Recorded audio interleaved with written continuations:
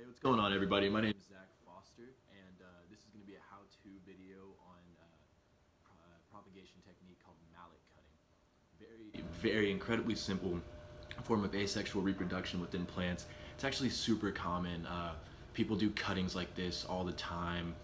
Uh, in my opinion, at least, in my experience with horticulture and gardening and things of that nature, uh, leaf cuttings and mallet cuttings and things like that are just, pretty much everyday type of deal. And it's just so incredibly easy. People just make it sound so much more extensive than it needs to be. So I'm gonna start by going over all my materials.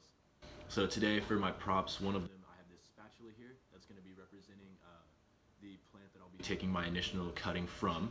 I have my 1-year-old stem here using a little bit of tape and some very nice leaf stickers. Just to do some markings and such to kind of help you guys see on the camera. I just have this pencil. It's a pencil. Um, I have this pot representing, a pot or the ground, whichever you'd like. It's just a small little measuring cup, quarter cup. In it, I have my rooting medium. You can't really see it without spilling it, but it's just caramel kettle corn. Oh man, I dropped a piece. Caramel kettle corn, and to represent my gardening shears or my clippers, whatever you like to call them. I've got this little tiny scissor adaptation on my pocket knife here. So let's hop into this. Pretty easy here. What you're gonna do, you just need to find around a 2-year-old plant or more. This age is a very important thing. You can't skip over this step and just go cut random plants. Age plays a huge factor into it. Like I mentioned earlier, this is my 1-year-old stem cutting here.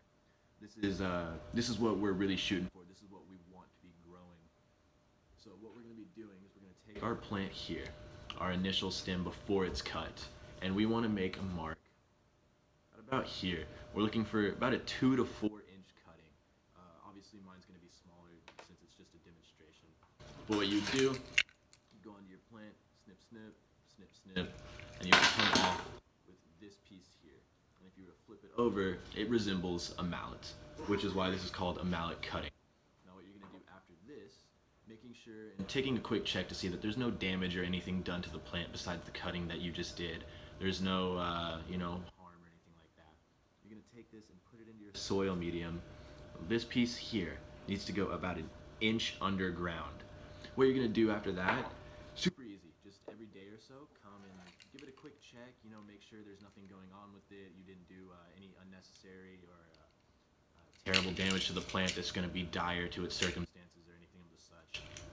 And over time, within a couple of weeks to a month or so, you'll start seeing little progressions here and there as you do your little daily checks and so on. And as time goes on, it'll grow on just like any other plant with no issues, and you'll take care of it just completely like normal. And that's a how-to video on asexual reproduction called mallet cutting.